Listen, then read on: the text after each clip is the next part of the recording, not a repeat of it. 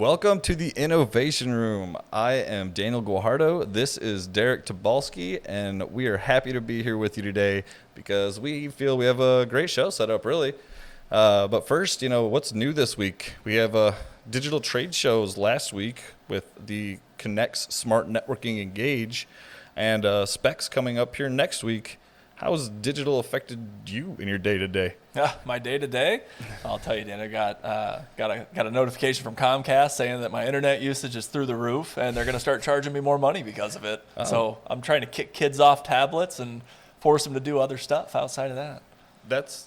I've had a problem with my bandwidth being sucked from not only being on said tablet, but then having the PlayStation running and possibly a laptop running at the same time to watch a YouTube video. It's hard to have meetings when you have no bandwidth. Yeah, absolutely. It's tough, especially when you got people just kind of hiccuping through their video calls, Yeah, yep. You don't want to be the guy hiccuping. No. We've got some really cool freeze frames of people that everybody's taking pictures of now during calls because they look like they're maybe on a drug or a little drunk during the call. Something, yeah.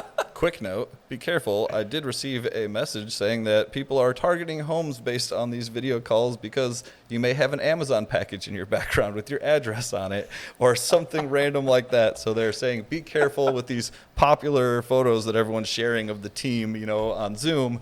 Yeah. Make sure there's no personal information in the background. Keep it to, dogs, kids, guitar, whatever. But there's also the fear of people with the digital world. We got cameras, we got wireless cameras, Wi-Fi cameras, things like that, of people hacking them more and the spam emails. I feel like we're getting a new email from IT every day talking about, you got to watch out for that stuff and be aware and don't open this, don't open that, or it's a little wild, but it's life. Yeah, you just got to keep security tight and be smart. If somebody's sending you $10,000 in an email, no, they're not. Don't open it. Come on, be smarter than that. Absolutely. You're not getting a $10,000 gift card from Chevrolet or anything like that. I don't know. The stimulus checks are nice, so if that comes through, come on. It's true. That wasn't in an email, so it was much safer. But no, absolutely it was. But yeah, so we do have some great topics we're going to run through here today, and the theme of all these topics, kind of fall right into this whole new digital world, and how can you better your organization with eternal efficiencies?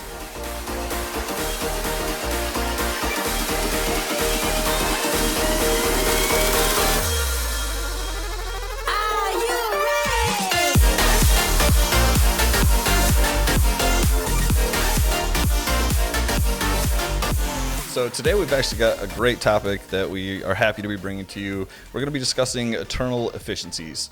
Not eternal efficiencies as we once knew them, but eternal efficiencies now, and what we need to be doing as an organization and what you can be doing as an organization as well to kind of prepare yourself for 2021. And we really started by just diving deeper. Yeah, that's absolutely it. You hit that on the head right there. It's the deeper dive into the daily processes, procedures, day-to-day tasks, and employee training and engagement. Mm-hmm. Once you start digging into that, and once you start really figuring out where you stand, then you can start adjusting some things. For me, this kind of started pre-2020. It's more of an ongoing thing, but you start realizing that you've sat stagnant for so many years or so many months, and things aren't really changing anymore. And when things stop changing, you start getting yourself into, I don't want to say muddy water, but you stop your internal growth that you really want to keep moving. So we dove a little bit deeper. Me and my team continued to look at things and dissect. We started just breaking down day-to-day tasks, like we were talking about, and really picking them apart. We would start by the day-to-day tasks, figuring out timelines, how long each one of those tasks took, and then would highlight the ones that seemed to take way too long, maybe too daunting, to see if there's any way to make them quicker, more efficient. And once we started to figure out those longer tasks and how to break them down, we've been able to adjust them, make some small tweaks, some really large tweaks, which has allowed people to streamline these tasks by still keeping the quality though too. And I think that's the big one is when you're doing this, you got to pay attention to that quality factor still. Sure. Yeah. You don't want to take it to an automation point where it's not quality anymore. You're starting to lose at that point. You're not gaining anything from this. Yeah, so absolutely. this isn't new to anybody really. Typically, every year, a company or a team within a company, I know I did myself, you do with your team, we kind of look over the year, look over our processes, everything that's, our programs that we've put in place that maybe been in place a year, 2 years, and we evaluate each one of those. So with this being such a weird year, I guess, or strange year to try to be nice about it, because I really don't know what to call this year yet. We're halfway through and I still have no idea. Yeah, it's 2020. It's caused us to do this. Almost feels like weekly, at least monthly. I know I'm implementing different strategies and processes in my division in marketing, and then almost having to shift and change the next week. Stores all closed down, obviously, in the beginning. We all saw that. We all went through that together. Yeah. Then they all reopened. We all went through that together as well. We had no idea how to do this, how to prepare. And then some have now closed back down, and then now they're going to be reopened. It's just this seems like a vicious cycle. Yeah. And some are, more bankruptcies are being filed. Some people are going completely digital. So we have all these different aspects. Mm-hmm. So I guess what I'm really curious, and I think maybe could really help some people, is what are we looking at specifically for 2021 when we're diving into these efficiencies as it relates to, just having a better streamlined process and a more connected team that can communicate in a more efficient way? Yeah, and I get exactly where you're going with it, and it is the new norm, right? The new 2020 norm of businesses closing down, going back, coming to work, going back home. It's kids not going to school. It's crazy.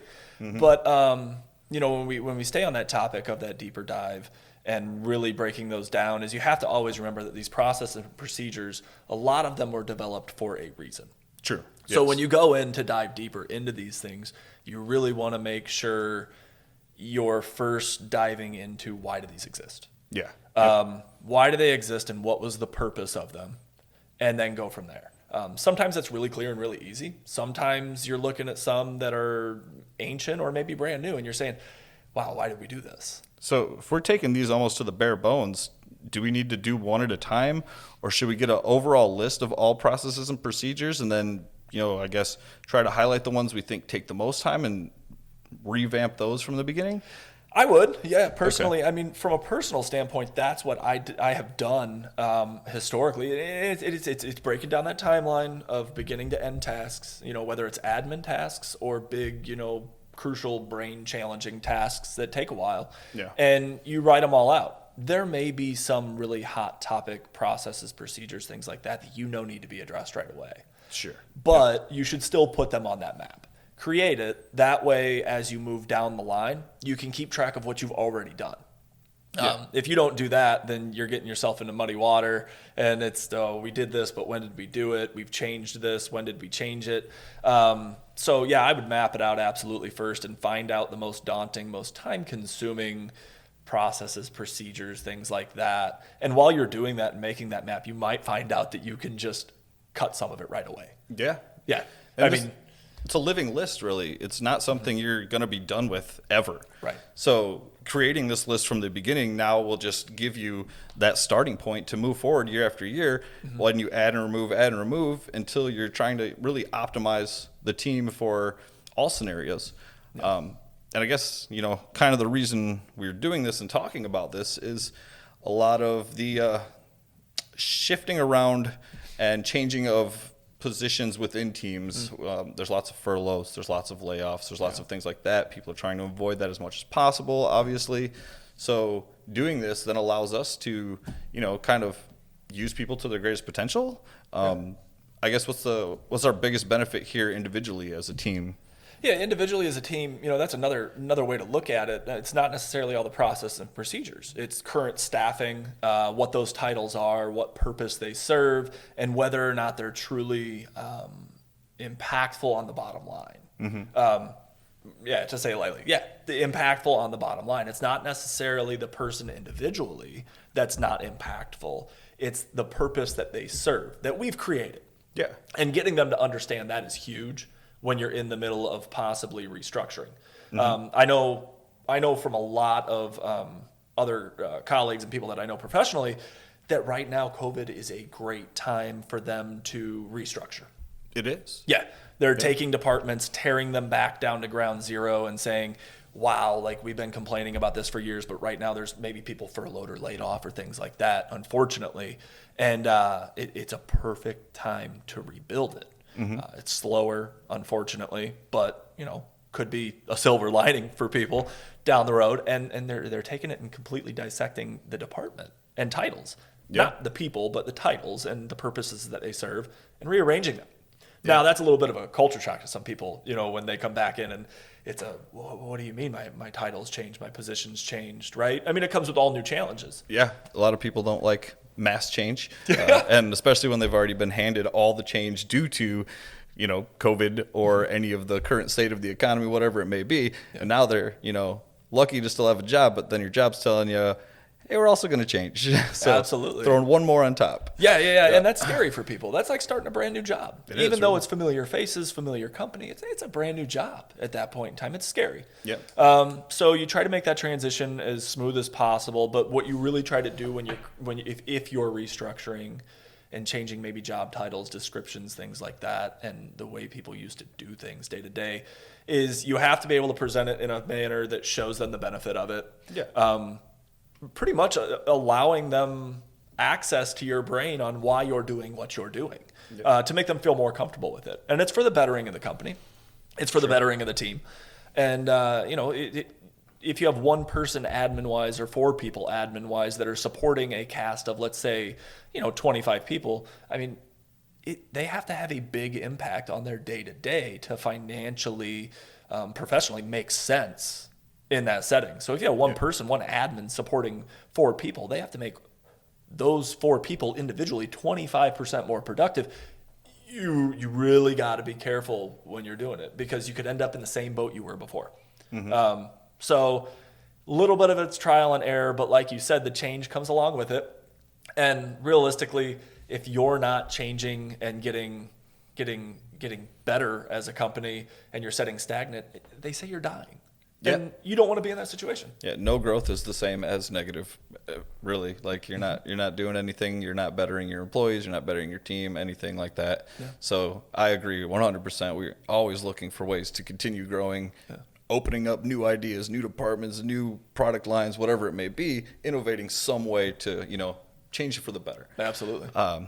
And talking about changing for the better, with any sort of tragedy or whatever we want to refer to this situation as, there is always opportunity to be found for those who are still in, good spirits and looking to not take advantage, but to utilize this time well.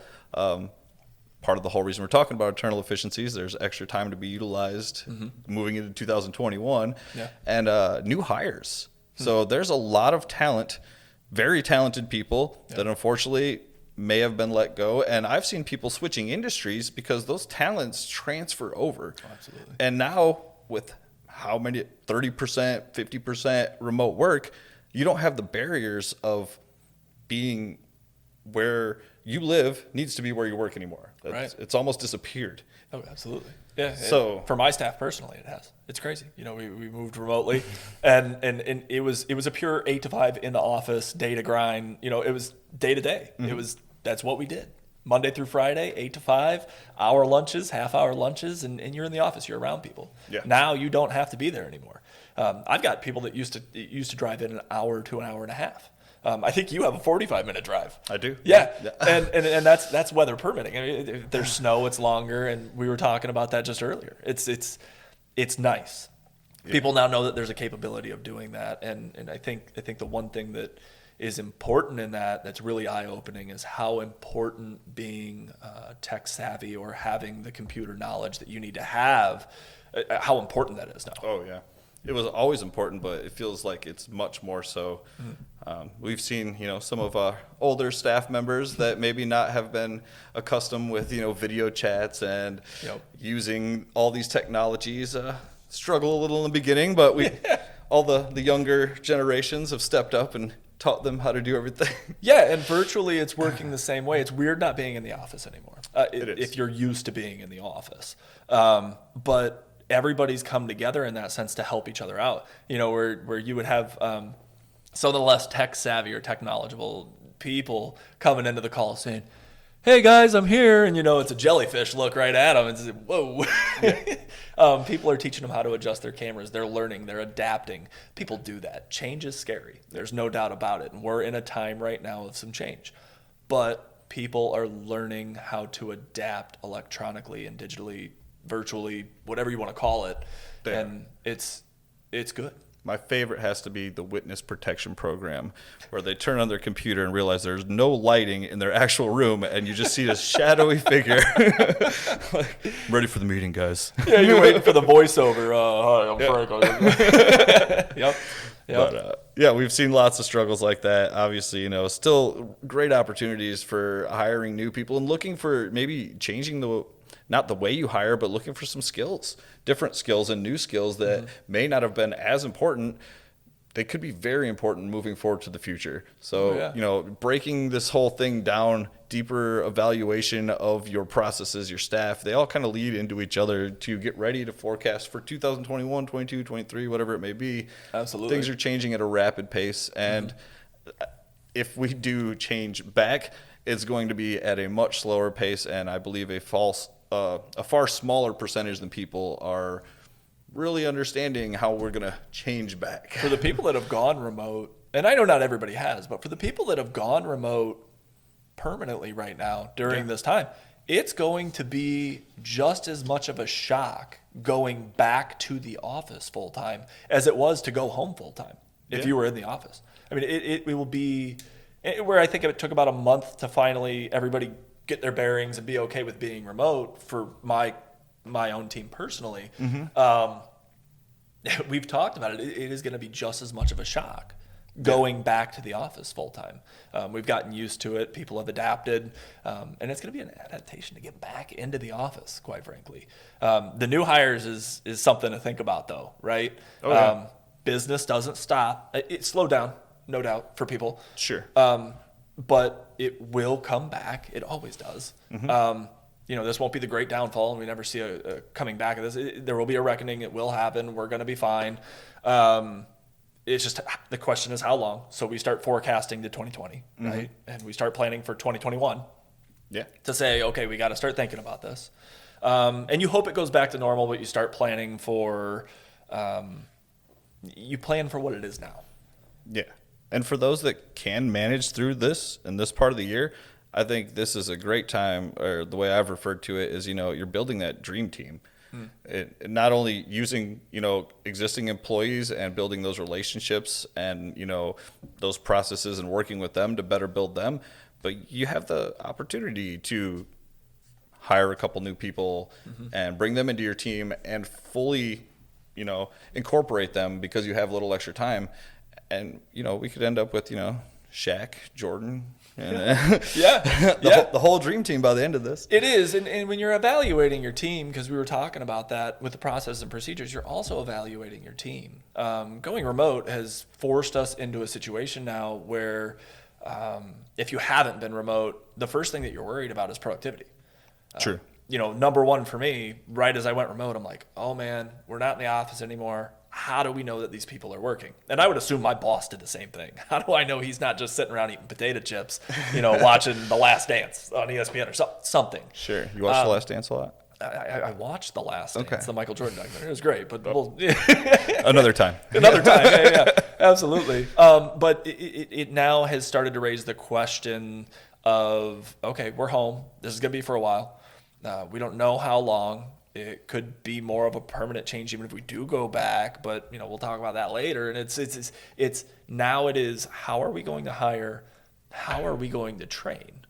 And what individual culturally do we need to have now to easily adapt to a virtual remote team? Yeah. Versus bringing someone in and sticking them in the office. And sticking someone in an office with 10 people or 100 people, they're going to naturally find people that they click with. People are going to be able to help train easier. People are right there. It's easy to ask questions all the time. And you don't have that anymore. So as a company, you've got to figure out, how are you going to open up that line of communication? How are you going to create a virtual room, almost, team that feels open to doing that? And then when you have to bring new people in, new hires, how do you get them to feel a part of that team? Yeah. To feel okay with asking questions? Because if they don't, there's a really good chance they're going to fail. Which I think is another great discussion here. You have your team. How do we set everybody up for success now? Boy, you got the answer? I'm listening. It's tough. It's really tough. It's put me into a whole new mindset. How to get that team to mold, how to keep them motivated, how to talk to them on a day-to-day basis, and then how to implement new people. Fortunately, right now, we haven't had to implement new people yet, but I say that with kind of a double-edged sword because I want to be implementing new people. That means growth for the company. That means we got more work. Awesome.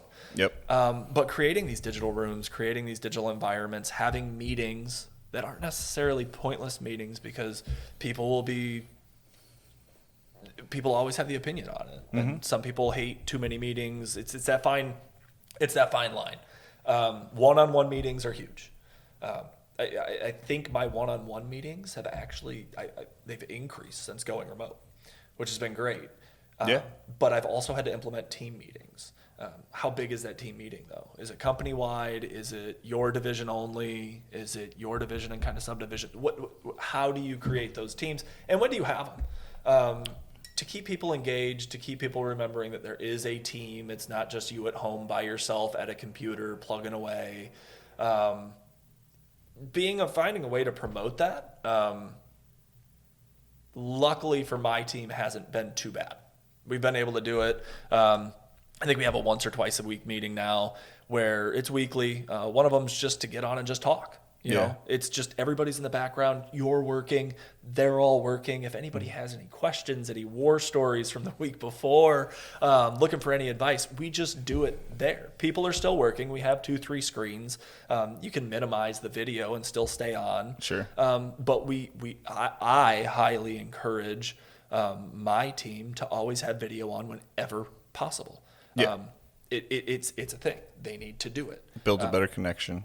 You got to put a face with the name. Yeah. Also, anybody who is watching this on YouTube, please comment and let us know how you guys are handling your teams because we love to hear feedback from the community and from the industry. So if you guys are handling this different or if anything we talk about is something you guys are doing, you're fine working as well, we'd love to hear from you.